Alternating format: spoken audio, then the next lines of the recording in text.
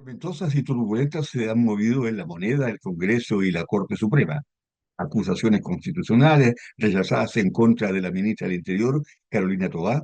Días antes, otra acusación había sido rechazada en contra del presidente Boris. Y también se destituyó a una integrante de la Corte Suprema. Y aún permanecen acusaciones en contra de otros tres magistrados.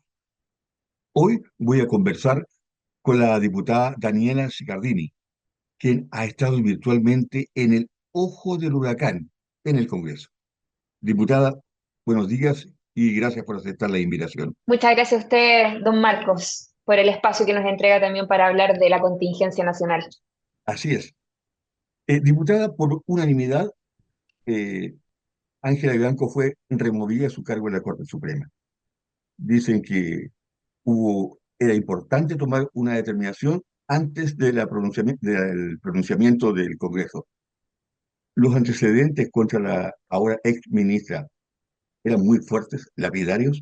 Sí, evidentemente, don Marcos, de hecho nosotros hicimos estas denuncias ya hace bastante tiempo y creo que al transcurrir de los días nos ha ido dando la razón.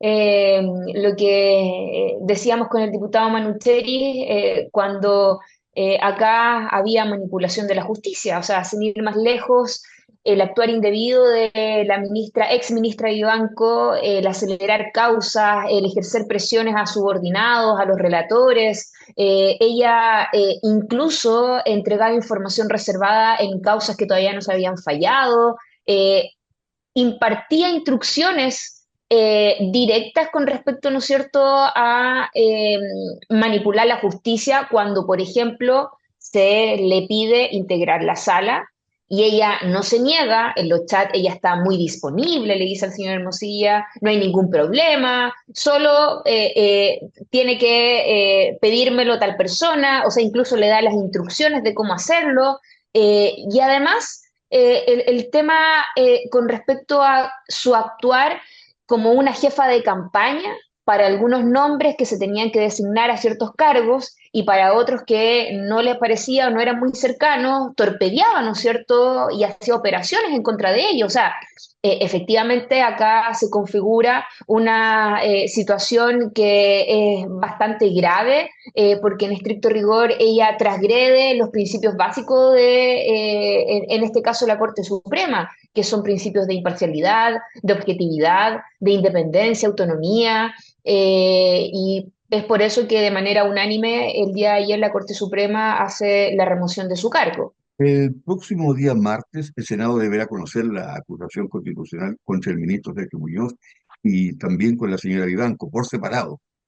Ahora, con la remoción de Vivanco, ¿cambia la situación? Yo creo que no cambia toda vez que los que fuimos promotores de la acusación constitucional teníamos la convicción que aquí habían argumentos contundentes para poder fijar justamente esta falta que es el notable abandono de deberes. Por todo lo que ya mencionamos, porque las mismas causales que tenía el cuaderno de remoción de la Corte Suprema son las que nosotros también incorporamos en este libelo.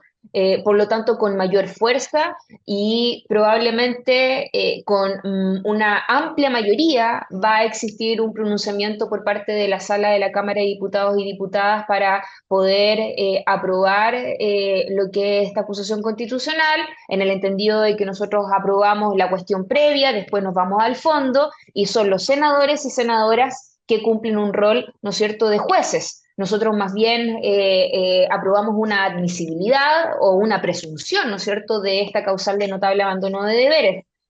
Sin perjuicio de aquello, evidentemente acá se hicieron varias operaciones y estrategias por parte de la defensa de la señora Vivanco, incluso nos puso a nosotros en tela de juicio de que si es que estábamos habilitados o no para poder concurrir con nuestro voto en esta acusación constitucional. Y a mí me parece bastante curioso, sobre todo porque viene de una abogada con trayectoria, con experiencia, porque sabe, ¿no es cierto?, cuáles son las atribuciones y competencias de cada una de las cámaras y me imagino que la defensa de ella, que deben ser abogados muy bien pagados para defender una situación bien difícil en su caso, no iban a estar al tanto, ¿no es cierto?, de estas particularidades. Entonces, más allá de todas estas operaciones que se tratan de instalar para a nosotros negarnos las atribuciones fiscalizadoras que tenemos la convicción y seguridad de que es el mandato que nos ha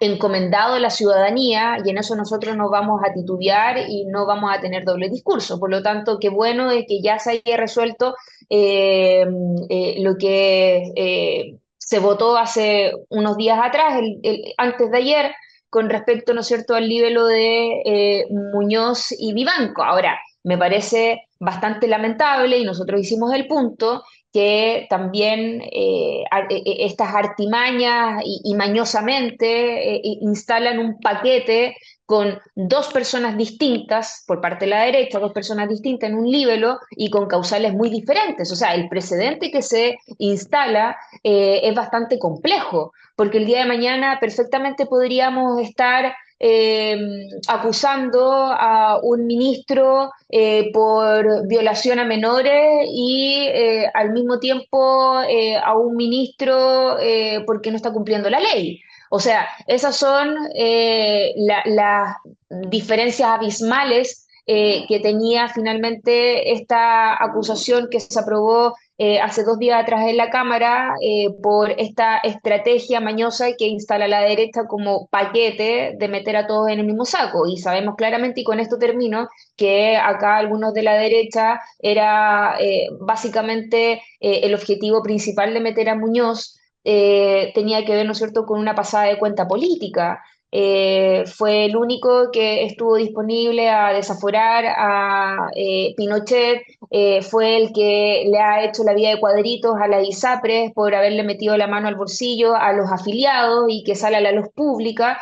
Entonces, evidentemente, hay ahí una vendetta política que es bien impresentable y que hoy día se hace un oportunismo brutal a propósito de casos que realmente son complejos de abordar, como es la manipulación de la justicia, que en este caso ha quedado en evidencia con la señora Vivanco. El escenario que enfrenta ahora el magistrado Muñoz es complejo y se estima que la votación puede ser muy estrecha. Bastan solo 26 votos para que la acusación sea aprobada. ¿Puede cambiar esta situación en los próximos días? Don Marcos, para serle bien sincera, desconozco cómo va a ser la, cómo van a ser las voluntades que se van a generar en el Senado. No hemos tenido conversaciones con los senadores ni senadoras. Y ellos obviamente de manera soberana tendrán que definir de acuerdo a los argumentos que tienen este libro y resolver sobre el mérito de cada uno de estas dos personas que están siendo acusadas, porque lo que sí va a suceder en el Senado es que se va a votar por separado. Yo creo que es algo razonable, algo más responsable y algo serio, lo cual nosotros no pudimos hacer nuestro pronunciamiento eh, lamentablemente en la Cámara de Diputados y Diputadas. Por lo tanto, yo creo que estas horas que se avecinan van a ser de mucha tensión y de mucha expectación por parte de la opinión pública. Eh, por lo tanto, hay que estar muy atentos de cómo vaya a darse, ¿no es cierto?, este pronunciamiento en el Senado. No, no soy quien como para poder adelantarme, ni tampoco soy pitoniza de cómo se vayan a dar las cosas, porque desconozco, porque no he conversado con los senadores y senadoras. Eh, la Cámara rechazó la acusación constitucional contra la ministra del Interior, Carolina Tovar. Anteriormente había rechazado la acusación en contra del presidente Gabriel Boric, porque no había votos. Entonces, conociéndose anteriormente que no había votos, cuál es la dirección? ¿Qué se busca con todo esto? Presentar una acusación que no tiene plataforma donde sostenerse. Sí, mire, yo creo de que primero decir con mucha fuerza que los problemas de seguridad que tenemos en nuestro país no han sido precisamente por responsabilidad de este gobierno. Acá tenemos que también ser responsables en decir que es un fenómeno que viene ya hace muchos años, incluso de gobierno en gobierno, y me atrevería a decir que también hay harto semblante de maderas por parte de algunos de la oposición, porque fíjese que acá hubo un presidente que hizo un cucutazo invitando a los venezolanos a nuestro país y abriendo la puerta de par en par. Y evidentemente la situación migratoria es un problema complejo que se está abordando, pero claramente se han hecho algunas medidas y acciones que no han sido suficientes. Es bien complicado también decir de que aparejado a la migración trae la delincuencia. O sea, hay una estigmatización lamentable, pero es verdad que acá hay delitos que no existían en nuestro país y que el Congreso ha tenido, ¿no es cierto?, que legislar sobre aquello. Pero dicho eso, evidentemente, yo creo que hay que hacer un poco de memoria, porque acá hay un show mediático por parte del Partido Republicano de inculpar en este caso a la ministra Toá de todos los males con respecto a la delincuencia, cuando un presidente también decía en su programa de gobierno que acá se les va a terminar la fiesta a los delincuentes y pareciera ser que estamos en un after hour, porque evidentemente todavía no hemos sido capaces de resolver una situación que requiere de, primero, voluntades políticas, de ponernos a disposición y yo creo que lo importante es ya, busquemos un debate que signifique buscar soluciones y respuestas, pero no acusaciones constitucionales que no tienen fundamento. Yo no sé si es una buena estrategia descabezar el Ministerio del Interior, no sé si es que eso le vaya a resolver los problemas de delincuencia a la gente. Yo no sé si esto va a atraer a esa víctima, a los familiares. Yo no sé si es que esto va a hacer frente al narcotráfico y al crimen organizado.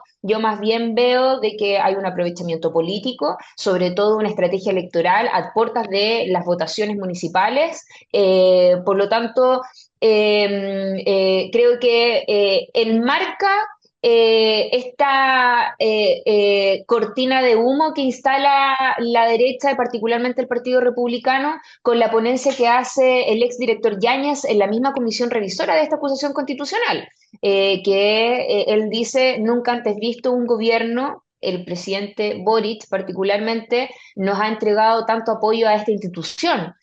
Nunca habíamos visto tanto compromiso como el gobierno que ha liderado el presidente Boric con respecto, ¿no es cierto?, a la articulación, los apoyos, el equipamiento, la legislación en materia de seguridad. Hemos avanzado con un fast track muy interesante en el Congreso, hemos tenido una agenda de seguridad robusta. Evidentemente han existido diferencias, sí, pero eso no precisamente ha concluido en que no hemos hecho frente a una demanda tan sentida como es la seguridad de nuestro país. Entonces, dicho todo aquello, pareciera ser, y vuelvo al punto, que el Partido Republicano lo único que ha tratado de instalar es una cortina de humo, tratando, ¿no es cierto?, de inculpar a la ministra Toá por todos los males que hoy día padece, ¿no es cierto?, nuestro país, y más bien no hacerse parte de la solución, que más bien es la invitación que yo le haría en este caso a los que se hacen llamar patriotas. Mm. Sobre el punto, a pesar de que lo negó anteriormente, el fiscal nacional Ángel Valencia reconoció encuentros con Luis Hermosilla y con Andrés Chadwick. Dijo, a pocas semanas de haber asumido como fiscal nacional. Usted, diputada, se lo pregunto como parlamentaria, congresista y también fundamentalmente como ciudadana. ¿Usted mantiene la confianza en el fiscal nacional después de este episodio o se ha producido una especie de crisadura en esta confianza? Mire, yo creo que acá hay una estrategia de la defensa Hermosilla que han tratado de instalar con mucha fuerza, porque yo me hago esta pregunta, don Marcos. ¿Por qué la defensa Hermosilla no solicitó desde el primer minuto que sabía que la fiscal Parra había tenido conversaciones con Luis Hermosilla, su inhabilidad? ¿Por qué no hizo esta solicitud de inhabilidad antes que terminara en prisión preventiva el señor Luis Hermosilla, porque ellos pensaban acaso que la fiscal Parra iba a tener un trato más amable, iba a tener un trato más eh, eh, descendientes. blando, condescendiente. Yo creo que ha quedado en evidencia que como eso no sucedió, bueno, ahora yo recién vengo a pedir, porque como pensábamos que esto podía ser distinto, su inhabilidad. Entonces, cuando hay conveniencias detrás, cuando hay una estrategia, yo creo que lo único que finalmente queda en evidencia es que este malestar que nace desde la defensa Hermosilla es porque precisamente les da, es porque precisamente la Fiscalía Nacional y la fiscal Parra, yo creo que ha cumplido su rol persecutor, ha cumplido un rol de imparcialidad y esperamos de que continúen en esa senda. Si fuera distinto, probablemente estaríamos cuestionándolo, pero aún con todos estos otros antecedentes que han tratado, ¿no es cierto?, de meter para desviar el foco de lo importante, porque nos han metido en una discusión artificial que yo evidentemente también quiero despejar, pero nos instalan conversaciones machistas que condenamos, por cierto, cuando se refieren a una mujer, pero nos instalan de que se juntaron o no a tomar café, pero acá lo importante es que no perdamos el foco de lo relevante que significa justamente avanzar decididamente en dejar atrás la impunidad y, por supuesto, buscar a quienes hoy día resulten responsables y que cumplan con todo el rigor de la ley y que terminen tras las rejas, porque cuando se habla de corrupción creo que es un daño enorme a nuestra democracia, sobre todo cuando está involucrado no solo el poder político, no solo las instituciones públicas, sino que incluso la justicia. Entonces, de eso se trata, don Marco. Yo creo que acá ha existido un intento de instalar una estrategia justamente para desacreditar el rol que ha tenido la Fiscalía eh, por sobre, más bien poner los datos objetivos, que ha sido finalmente una postura de imparcialidad, de una investigación acabada y que ha ido teniendo frutos a propósito de todas las acciones que hemos visto. Personas formalizadas, personas que están siendo llamadas a declarar en calidad de imputado, hay gente que hoy día está presa, hay gente que ha perdido el cargo. Entonces, creo que acá se ha avanzado con la rigurosidad que la ciudadanía espera y evidentemente que acá se transparenta absolutamente todo porque lo importante es poder recuperar la confianza de la ciudadanía con nuestras instituciones públicas y espero de que el Ministerio Público en este caso haga todo lo que tenga que hacer para que esto se pueda esclarecer. Y bueno que tocó ese punto acerca de la confianza, porque todo este escenario ha impactado fuertemente a la ciudadanía. Es cosa de andar por la calle, uno conversa con amigos, un café, amigos. Y le pongo como ejemplo, la última encuesta CADEM, que se conoció el domingo 6 de octubre, muestra que más del 90% de la ciudadanía no confía en la administración de justicia. Y esto es delicado, es muy grave porque es uno de los pilares sobre el que descansa el Estado, la República, el país. Y resulta que la gente no le cree a la justicia, no confía en ella. ¿Cómo se recupera eh, esa confianza de la ciudadanía? Bueno, es lamentable lo que está viviendo nuestro país. Creo que uno de los escándalos de corrupción más grandes que se pueda tener hasta el día de hoy en la historia de Chile. Y justamente tiene que ver con cuestiones que a mí me salen también en el territorio, Marcos. Yo he recibido comentarios de ciudadanos de a pie, de atacameños, que me dicen, oiga, diputada, ¿sabe qué? El caso Hermosilla justamente me da la razón cuando yo decía, es que acá hay justicia para pobres y justicia para ricos. Acá hay justicias que finalmente terminan en la impunidad, grandes empresarios como el caso Penta. De esto se trata. Por eso, sin ir más lejos, acá hay una investigación, ¿no es cierto?, con el señor Guerra, acá hay una triangulación que debiese ser investigado a fondo entre la política, como Andrés Chadwick, que todos los caminos conducen a Chadwick, y también los tentáculos que tenía Hermosilla, que no solo ha permeado lo público, sino que también lo que pasa en la justicia, lo que pasa en las instituciones públicas, porque fíjese que acá terminamos con directores de la Policía de Investigaciones fuera del cargo. Terminamos con funcionarios de la Tesorería General de la República y también funcionarios del Servicio de Impuesto Interno, también con situaciones, ¿no es cierto?, con eventuales delitos por entrega de información, por delitos de cohecho, etcétera, etcétera. Entonces, cuando hablamos justamente de que no hay confianza por parte de la gente en la justicia chilena, tiene que ver con el caso Hermosilla sin duda y con esta red que él tenía, que era bastante amplia.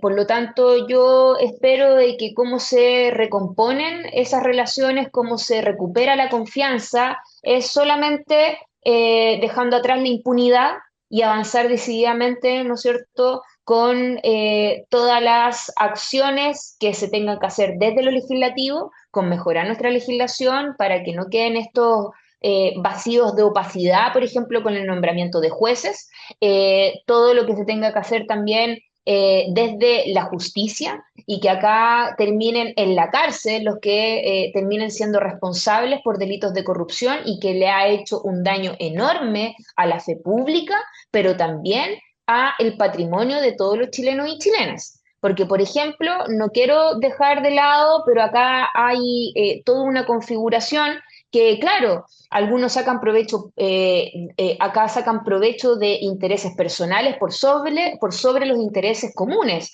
como es el caso que se está investigando bielorruso de este consorcio, ¿no es cierto?, Movitec, que tiene que ver, ¿no es cierto?, con una afectación directa al patrimonio de Codelco, que es dinero de todos los chilenos y chilenas. O sea, de eso estamos hablando. O cuando hay delitos tributarios, ¿no es cierto?, con respecto al servicio de impuesto interno, también una afectación a las arcas fiscales. Entonces, acá hay una situación tan grave, que se tiene que abordar con todo el rigor de la ley, con todo el carácter que también reviste en este caso hacia la política y que no hay que tener doble discurso, acá hay que hacer un trabajo frontal contra la corrupción y también, por supuesto, con la justicia que evidentemente tiene que hacerse, porque el día de ayer con la remoción de Vivanco se comienza a hacer una limpieza en el Poder Judicial y esperamos de que sea una limpieza profunda y que caiga quien caiga, venga de donde venga, me da lo mismo del color político que sea, porque la corrupción no tiene colores políticos. Acá lo importante es que se deje atrás la impunidad y que se avance, ¿no es cierto?, decididamente con la corrupción. La recuperación de esa confianza va a tomar un tiempo. Probablemente va a tomar un tiempo. La justicia es lenta. Para algunos casos pareciera que era muy rápida, que normalizaba a la señora Vivanco, pero para el común de la gente la justicia se toma su tiempo y esperamos de que sea riguroso. Ahora yo tengo mucha expectativa y he visto con mucho optimismo el actuar del Ministerio Público y eso me deja también con mucha tranquilidad, porque han demostrado el rol, ¿no es cierto?, persecutor. Hemos visto que ha sido también un rol imparcial, objetivo, y esperamos de que continúen con estas diligencias, ¿no es cierto?, que podamos llegar a un buen puerto y que los que resulten responsables terminen tras las rejas. Yo creo que eso es lo importante. La gente quiere ver actuar. La gente quiere que acá se termine con responsables, no con clases de ética. Eso es lo que quiere ver la gente. Y espero de que eso es lo que finalmente suceda con Caso Hermosilla y sus redes. La situación de la Corte Suprema, en todo caso, igual salió un poco rasmillada, por decir una forma, acerca de la mirada que tiene la ciudadanía hacia el más alto tribunal del país. Se llegó a estas conclusiones, pero era algo inevitable y se puede considerar que ese raspón o rasguñón que sufrió la Corte Suprema podría ser un daño colateral. Había que hacerlo de alguna forma. Sí, yo creo de que acá la Corte Suprema va a estar en el ojo del huracán, van a estar expuestos durante mucho tiempo y por lo mismo tienen que dar mensajes y señales de que se quiere revertir este mal escenario que está viviendo esta tormenta que finalmente se instala en la Corte Suprema. Por lo mismo, creo que era algo necesario lo de la remoción de Vivanco, porque habían hechos muy claros, muy nítidos, había un actuar indebido. No es menor el conocer de que acá había una relación muy estrecha con abogados de la plaza y que cumplían también un poco solicitudes o instrucciones o incluso favores por causas que se instala un manto de dudas si es que si fueron falladas correctamente o no. Eh, y por lo mismo, creo que la Corte Suprema no tenía otra opción que tomar la decisión correcta, que los antecedentes estaban a la luz pública y que eran difíciles, ¿no es cierto?, de tapar. Más allá de esta estrategia que hace Ibanco de recorrer, ¿no es cierto?, todos los medios de comunicación con un cinismo y con esta condición de victimización, que por lo demás normalizaba todo, normalizaba las conversaciones con los abogados con respecto, ¿no es cierto?, a integrar la sala, normalizaba acelerar rápidamente causas que según ella había un apurete, un acusete, no sé cómo lo denominaba ella, de causas que, claro, la gente pide que se acelere y esa era la labor que ella cumplía, pero no estamos hablando de causas de 10 años. Acá hubo causas que pasaron del número 120 al número 1. Hubo causas que en su revisión de admisibilidad en el mismo hecho se resolvió la causa, se falló. Una cuestión insólita que los mismos magistrados de la Corte Suprema decían que nunca antes habían visto. Entonces eran tan evidentes que sin duda yo creo que habían argumentos de sobras para su remoción y no sabemos cuántos más hay. Yo espero que acá se pueda revisar exhaustivamente y hacer esta limpieza profunda que te decía recién.